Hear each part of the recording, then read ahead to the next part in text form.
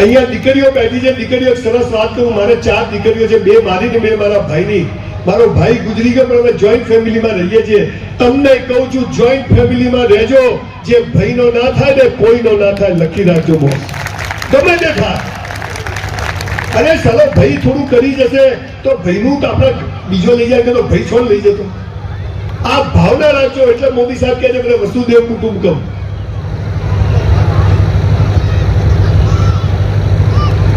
સમાજ આખો બેઠો હોય ત્યારે આ વાત ખાસ એટલે કરું છું કે જોઈન્ટ ફેમિલીમાં રહેશો ને તો ઉપરવાળો બી તમારી પર રહેમત કરશે.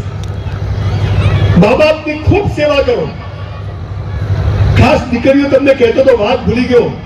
દીકરીઓ મા બાપથી વિરુદ્ધ જઈને ક્યાંય પ્રેમ કરશો નહીં, ક્યાંય લગ્ન કરશો નહીં, કોઈની જોડે વાત કરશો નહીં. કેમ હું તમને સમજાવું. તમે જ્યારે મા બાપથી છાના માના કોઈને મેસેજ આઈ લવ યુ વાતો કરો છો ને ત્યારે પેલો છોકરો સમજી જાય છે કે આ પેદા કરેલા મા બાપથી દગો કરે છે ને 20 વર્ષથી, તો મારી જોડે દગો કરશે, તમને દુખી કરશે. ખાલી મા બાપ ચાહે છે કે આ, પણ મા બાપને કહું છું કે દીકરીઓને છૂટ આપો. એને કોઈ ગમે ની વાત સાંભળો, એને સમજાવો, એને ઘરમાં જ એટલું આઈ લવ યુ કહો કે એને કોઈ બહારના આઈ લવ યુ ની જરૂર પડે નહીં. બચ્ચાઓ, આપણે બચ્ચાઓના ટ્રસ્ટી છીએ, બચ્ચાઓના માલિક નથી. ખલીલ જીબ્રાને કહ્યું છે કે we are trustee of our children, we are not owner of our children. માલિકે આપણને 2-4 ઓલાદ આપી છે, આપણે એને સાચવવાની. આપણને જે ખુશીઓ નથી મળી એને આપવાની. પણ એને કહેવાનું કે જા ઉડ આકાશ પર. પછી હાથ પગ બાંધી દો કે નાચ તો ક્યાંથી નાચે.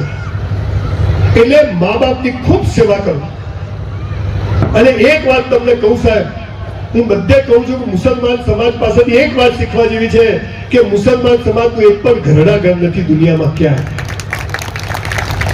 પણ મા બાપ ઘરે રોતા હોય ને આપણે પાનના ગલ્લે બેઠા હોઈએ, મા બાપ રસોઈ બનાવતા અને દીકરીઓ ટીવી જોતી હોય, એ ઘરડા ઘરથી પણ ખરાબ વસ્તુ.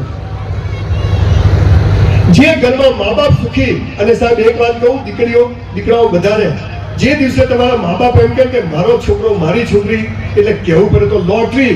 પણ જે દિવસે મા બાપના મોઢામાંથી એમ નીકળી ગયું કે સાલો ક્યાં આવો પાક્યો કે ક્યાં આવી પાકી, એ દિવસથી સમજો કે અલ્લાહ બી નહીં બચાવી શકે તમને.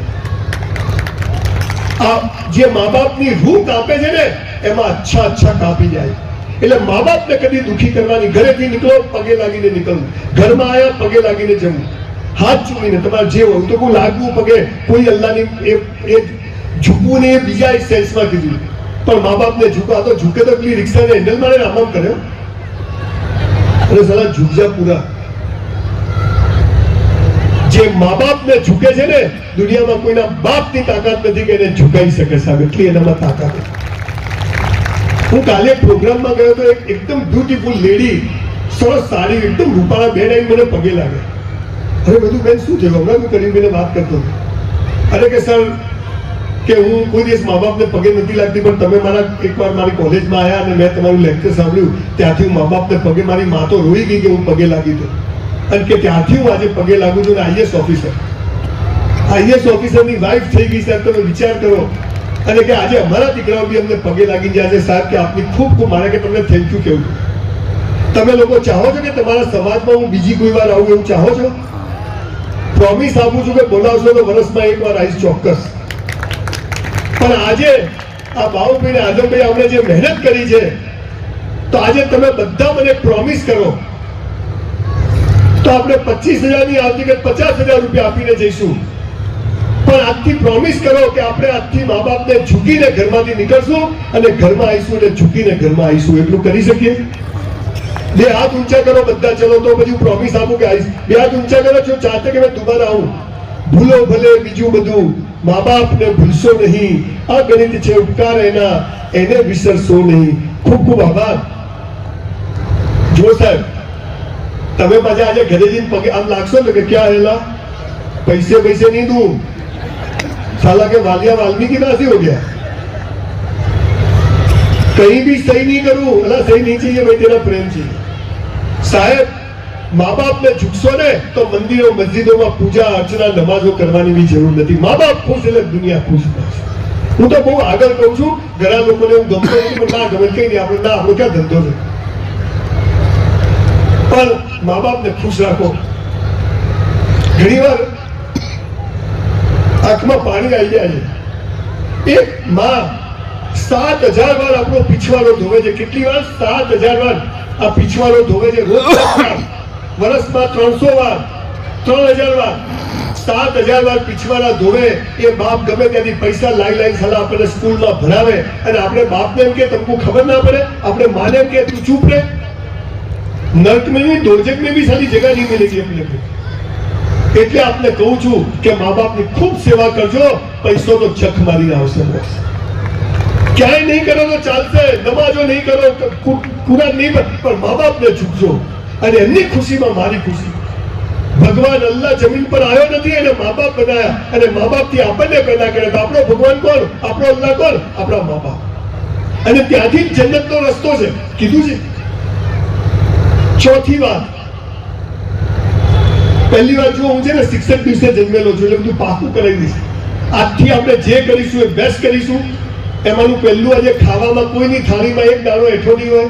બાઉભાઈ 4 બરાબર મુસ્તંગા ઉભા રાખો અને જે સાલા એઠા મૂકે इसको 500 रुपये दर ने खिस्से में भरोसा लगे કે ले जा करता. જે કરીશું બેસ્ટ કરીશું. બીજું, ઈશ્વર પર શ્રદ્ધા. એ જે કરે માં ખુશ. मेरे साथ ऐसा क्यों होता है કહેવાનું જ નહીં, જે થાય સારા માટે. ત્રીજું, माँ बाप अल्लाह बराबर है, इनको झुक के घर से निकलेंगे, घर में आएंगे इनको झुक के जाएंगे. माँ बाप થી કશું છુપાવવાનું નહીં. माँ बाप થી કોઈ, અને माँ बाप ને કહું છું કે છોકરાઓના મિત્ર બની જાઓ, છોકરીઓના મિત્ર બની જાઓ. बेटा तेरे क्या तकलीफ है, बेटा तेरे जीवन में क्या चलता है. આ ઘરમાં વાતો નથી કરતા એટલે પછી બહાર કોક મળી જાય છે વાતો કરવા વાળા. આ ખરેખર તમને ખબર છે આઈ લવ યુ છે ને શબ્દ, એ મા બાપે છોકરાઓને કહેવાનું, છોકરાએ મા બાપને કહેવાનું. આ હાલા નહીં કરે એટલે બીજે વપરાય છે. મા બાપે છોકરા કે બેટા આઈ લવ યુ, છોકરાએ મા બાપને કહેવાનું પપ્પા આઈ લવ યુ, મમ્મી આઈ લવ. મારી દીકરીઓ મને કહે છે પણ આ ત્યો નથી વપરાતું એટલે હાલા બીજે વપરાય છે લો ગાર્ડન બાજુ. ચોથી વાત, તમારે પૈસા કમાવા છે, સુખી થવું છે, બરકત લાવવી છે, તો ચોથી વાત શું છે યાદ રાખજો. તમારો જીવન કુરાનમાં લખ્યું છે, બધા ધર્મોમાં શું લખ્યું છે? હે મનુષ્ય, તારા જન્મ સમયે તારું જોડું મેં બનાવી મોકલ્યું છે. લખ્યું છે, કીધું છે કે જોડું બનાવી મોકલ્યું એવું લખ્યું. મતલબ કે તમારો જીવન સાથી નક્કી છે. 1 2 નહીં થવું, જે બી નક્કી છે તો નક્કી છે, લખ્યું છે. તમને મા બાપ નક્કી કરવાનો અધિકાર છે? નથી. ભાઈ બહેન નક્કી કરવાનું નથી, તો જીવન સાથી પણ નથી. મળે પૈણી જવાનું. આપણે આ વાતમાં થોડા ડિફર થઈએ છીએ. બહુ મોટો વિષય છે પણ ટૂંકમાં એટલું જ કહેવું છે કે જીવન સાથી જે મળે એની જોડે મસ્ત ઈમાનદારીથી જીવી લેવું. કે ઇસ્લામમાં તેમ કે બીજો જન્મ નથી, અમારા હિન્દુ તેમ કે બીજો જન્મ છે. એટલે અમારે તો એમ કે હાલા બરાબર નહીં રાખો તો બીજી વાર આજ મળશે. સમજ પડી? જીવન સાથી નક્કી છે. દીકરા દીકરીઓ કેરિયર બનાવો. ભાઈએ કીધું બોડી બનાવો, લાઈન લાગશે પણ ભણવાના સમયે આપણા ચક્કરોમાં પડશો. અહીંયા અમદાવાદમાં ખબર છે લો ગાર્ડન છે, સાંજે 7 વાગે છોકરા છોકરીઓ પ્રેમ કરવા આવે તો હું જોવા જઉં કે સાલા કરે ક્યાં, પછી ઝાડ પાછળ જાય. આ આપણા બધાના જીવનમાં શું પ્રોબ્લેમ છે એની વાત કરું. તમારે અંગ્રેજી બોલવું તો સ્પેલિંગ આવડવા જોઈએ. એમ લગ્નને ટકાવવા પ્રેમ શું છે સમજવું પડે. પણ પ્રેમ એટલે શું? તો છોકરા છોકરી બગીચામાં જઈને ઝાડ પાસે જઈને શું કે ખબર છે કે જો બકા, તારે મને પ્રેમ કરવાનો, હું તને કરું. તારે કોઈ નહીં કરવાનો, હું કોઈ નહીં કરું.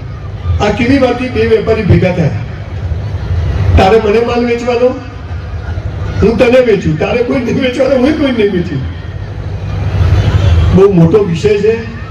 પણ મિયા બીબી વચ્ચે જ્યાં પ્યાર મોહબ્બત હોય છે ને, ગમે તેવા ઝઘડા થાય, કોઈ મા બાપ નથી બદલતું. ગમે તેવા ઝઘડા થાય, કોઈ ભાઈ બહેન નથી બદલતું. તો ગમે તેવા ઝઘડા થાય, જીવન સાથી બદલાય ના બદલાય.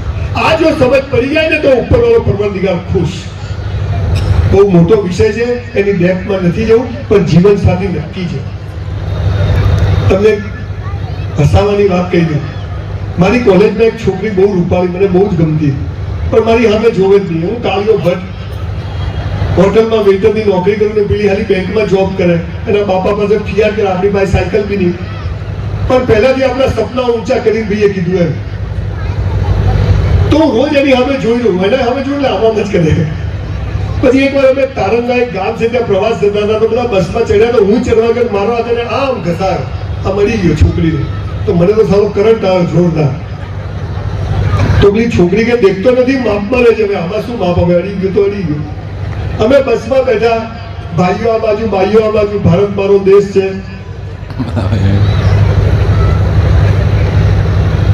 હું તો બોલતો જ નહીં, થોડું પાપ લાગે. પછી બસમાં બેઠા, મેં જોક બધા હશે, પણ પેલી છોકરી તો ગુસ્સામાં છે. પછી તારંગા જઈને આયા, બધું કોપરી છોકરી હસી નહીં. પછી પાલનપુર આયા, ઉતરેલા. મેં તું હસતી નથી, મને તાર છે શું? હું જાત તેલ લેવા. હું ઘરે આવ્યો ને, મારા બાપા બહાર જ બેઠેલા. મારા બાપા પટ્ટો પકડીને જ બેઠા હોય, મોડું થાય ને એટલે. અમારા ઘરમાં નિયમ કે 9 વાગ્યા પછી ઘરમાંથી બહાર જવાનું નહીં. અને સાહેબ આજે મને 60 વર્ષ થયા, આજ સુધી હું દિવસમાં કોઈ દિવસ ઘરેથી બહાર જતો નથી. મને કે સાલા બળદિયા પશુઓ બી ઘેર આવે, તમે ક્યાં બહાર જાઓ? તો મારા બાપા કે ક્યાં ગયો તો? મેં તું પ્રવાસ. મને કે તારી સગાઈ કરી નાખી. સલમાન ખાન की સગાઈ બતાયા भी नहीं. મેં તો બાપા ક્યાં કરી? હુઈજા છાણવાનો કરી નાખી. હલા બાપાએ ક્યાં ફિટ કર્યું? આખી રાત મને તો ઊંઘ ના આવી. સવારે મારા ભાભી કે ચાલ છોકરીના ઘેર તને જોવા લઈ જઈએ, તો તૈયાર થઈ ગયો. તો ઉદય મોટો બંગલો હતો અને બહાર ગાડી અંદર જઈને બેઠા સોફા ઉપર, અને મને તો અહીંયા ધક ધક ધક થાય. મને પહેલી વાર ખબર પડી કે હૃદય ડાબી બાજુ આવે. એસા ફરકે સાલા ફરક ફરક ફરક ફરક એકદમ. અને સામેથી બહારનું ખુલ્યું અને પેલો હાથ અડ્યો તો ને, તારંગા વાળી પાણી લઈને આવી. હું ખાલી આ કદી આવી, આ સાલા આપણા સબ ખેત બિગાડી ગયેલા આજે. પછી મને કે પાણી પીઓ, પાણી ઉતરે, 2 ગ્લાસ ઠોક દીએ મેં તો. પછી મને કે કેમ આયા છો? મેં તો મારી સગાઈ કરી, છોકરી જોવા આવ્યા. મને કે મારા જોડે જ કરી છે. બોલો ક્યાંય ફિલ્ડિંગ ભરવાની જરૂર ખરી? આઈ લવ યુ કહેવાની જરૂર ખરી?